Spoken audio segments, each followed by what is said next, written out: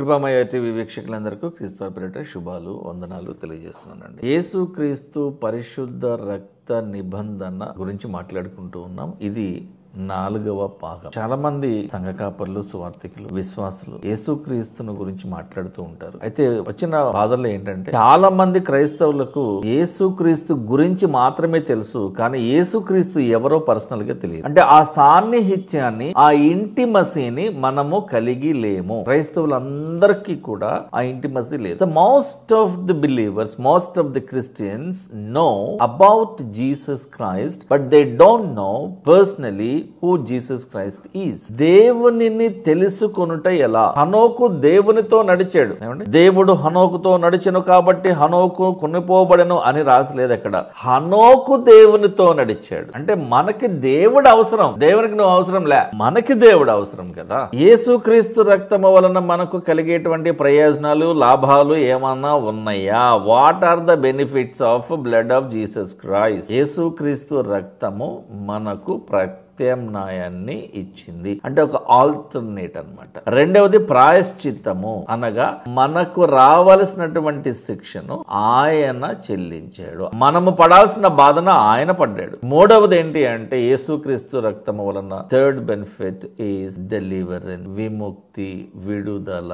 ప్రత్యామ్నాయం అంటే ఏంటంటే మనకు బదులుగా యేసుక్రీస్తు ప్రభు మన తరపున మనకు ప్రతిగా చనిపోవడము. అబ్రహామా ఆగు, నీ కుమారుని బలి ఇవ్వద్దు, అక్కడ పొదలో కొమ్ములు తగులుకొని ఉన్న ఆ పొట్టేలను ప్రతిగా నీ కుమారునికి బదులుగా, ఇస్సాకుకు బదులుగా బలివ్వు అని దేవుడు ఆ రోజున యెహోవా ద్వారా మాట్లాడినాడు. దేవుడు ఏర్పాటు చేసినటువంటి ఒక విధి దేవుడే చూసుకుంటాడని, అందుకని అబ్రహాము ప్రాంతానికి Jehovah Jireh, God will provide, God will see, God will look after అని పేరు పెట్టాడు. కాబట్టి ఇక్కడ ప్రత్యామ్నాయము అంటే ఏంటంటే మనకు బదులుగా, on behalf of your sins Jesus Christ died for you. And second one ప్రాయశ్చిత్తము, అంటే మనకు రావలసిన శిక్షను తనపై వేసుకుని మనకు విడుదల కల్పించడము, ఇదే ప్రాయశ్చిత్తము, అటోన్మెంట్. ఇక మూడవది రిడెంప్షన్, అంటే విముక్తి అనగా విడుదల, అనగా యేసుక్రీస్తు ప్రభువును విశ్వసించి ఆయనను ఆరాధించే వారికి నిత్య నరకము నుండి విడుదల కల్పించి నిత్య జీవములోనికి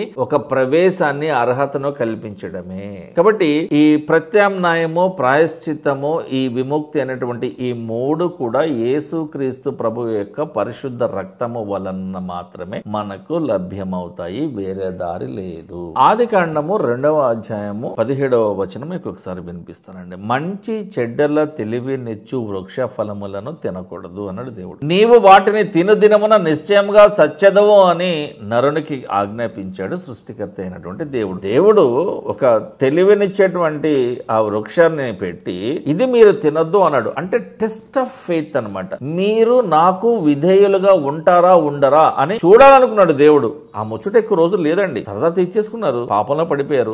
ఈ రోజు కూడా మనం అందరం కూడా భౌతికముగా ఎన్నో రకాలుగా సఫర్ అవ్వడానికి కారణము మనలో ఉన్నటువంటి పాపమే. అందుకనే దావీదు అంటాడు కదా, దేవా నేను పాపములో పుట్టినవాడిని అంటారు, పాపముతో పుట్టినవాడిని అనట్లా. నా తల్లి నన్ను పాపములోనే కన్నది, ఆదాము నుండి వచ్చిన పాపము ఈ పాపములోనే కన్నది. కానీ ఈ పాపము నుండి విడుదల కల్పించేటువంటి ఆ యెషయి మొద్దు చిగురు యేసుక్రీస్తును అని ఆయన కూడా ప్రచురణ చేస్తున్నాడు, అంటే ప్రవచించినాడు. ఎంత గొప్ప విషయం! దావీదుకు దేవుడు తెలియజేసినటువంటి ప్రవచనం. ఆదికాండము 2వ అధ్యాయము 25వ వచనం అండి. ఇదే అధ్యాయంలో ఆదాము మరియు అతని భార్య హవ్వ ఇద్దరు కూడా దిగంబర్లుగా ఉన్నారు, బట్టలు లేకుండా ఉన్నారు. అయితే వారు సిగ్గు ఎరుగక ఉండిరి, అనగా పాపము చేసిన మరుక్షణమే వారికి రాకూడని తెలివి. మీరు బాగా అర్థం చేసుకోవాలి. ఆ పండు తినక ముందు వారు బట్టలు లేకుండా ఉన్నారనే సంగతి వారికి అసలు తెలియలా. ఎప్పుడైతే వారు తిన్నారో వారి నేత్రములు తెరుచుకున్నాయి, జ్ఞాన నేత్రాలు తెరుచుకున్నాయి. ఆదికాండము 37వ అధ్యాయంలోకి ఒకసారి వెళ్దాం. వారు యేసేపు అంగీని తీసుకుని ఒక మేకపిల్లను చంపి దాని రక్తంలో ఆ అంగీ ముంచి ఆ విచిత్రమైన నిలువుటంగిని పంపగా వారు తండ్రి ఎదుగు దానిని తీసుకుని వచ్చి, ఇది మాకు దొరికింది నాన్నగారు, ఇది మీ కుమారుడైనటువంటి యేసేపుది అవునో కాదో గుర్తుపట్టమని చెప్పారు. యేసేపు అండి మరణించక ముందే మరణించాడని చెప్పారు. యేసు ప్రభు వారు ఇంకా పుట్టక ముందే చచ్చిపోయాడని చెప్పారు. పలానా పలానా వ్యక్తి పుడతాడు, ఆయన పేరు మెస్సియా, ఆయన వస్తాడు, ఆయన మిమ్మలను మీ పాపముల నుండి విడిపిస్తాడు, మీకు రాజుగా ఉంటాడు, మిమ్మల్ని శిక్షించే వారి నుండి మిమ్మల్ని విడిపిస్తాడు, మీకు విముక్తి విడుదల కల్పిస్తాడని చెప్పిన యేసు ప్రభు మానవ ఆకారంలో మానవ అవతారంలో ఇంకా పుట్టక ముందే మరణించక ముందే ఎన్నోసార్లు ఆయన గురించి ప్రవచింపబడింది. అంటే మనుషుల కొరకు నిజంగా చనిపోవడానికి వచ్చిన పరిశుద్ధుడే యేసుక్రీస్తు ప్రభు అండి. ఇది 4వ భాగంలో మీరు నేర్చుకోవాల్సినటువంటి విషయాలు. చిన్న ప్రార్థన కొరకే తలలోంచుదామండి. పరలోకమందున్న మా తండ్రి, మా ప్రార్థన ఆలకించండి ప్రభు. నీ వాక్యాన్ని నీకు నచ్చినట్టుగా బోధించబడుతుండగా మా ప్రయత్నం అంతట్లో మాకు తోడుగా ఉండి మమ్మల్ని నడిపించండి. ఈ కార్యక్రమాలను వీక్షిస్తున్న ప్రతి ఒక్కరిని మీరు జ్ఞాపకం చేసుకున్నాడు నాయన. ఎంతో మంది స్వస్థత కొరకు ప్రార్థన చేస్తా ఉన్నారు, చిన్న బిడ్డల కొరకు ప్రార్థన చేస్తా ఉన్నారు ప్రభు. ఇంకా ఎదిగే విషయమై ప్రార్థన చేస్తూ ఉన్నారు, బాప్తిస్మం పొందే విషయమై ప్రార్థన చేస్తూ ఉన్నారు, మారు మనసు పొందే విషయమై ప్రార్థన చేస్తూ ఉన్నారు. నీవే ఆత్మీయ రక్షకునివే అని బహిరంగ వారు అందరి ఎదుట వారు సాక్ష్యంగా చెప్పాలని, ఆ సాక్ష్యంగా చెప్పడానికి కావాల్సిన ధైర్యాన్ని వారు పొందుకునే విషయమై ప్రార్థన చేస్తూ ఉన్నారు ప్రభు. వీరందరూ కూడా మీకు జ్ఞాపకం చేసుకున్నాయి. నీ రెక్కల కింద మమ్మలను కాచి కాపాడమని యేసుక్రీస్తు వారి పరిశుద్ధ నామములో అడుగుతున్నాం తండ్రి. ఆమేన్. Thank you. లైక్ చేయండి, కమెంట్ చేయండి, షేర్ చేయండి, మాతో ట్రావెల్ చేయండి. Stay connected with us. Thank you. God bless you.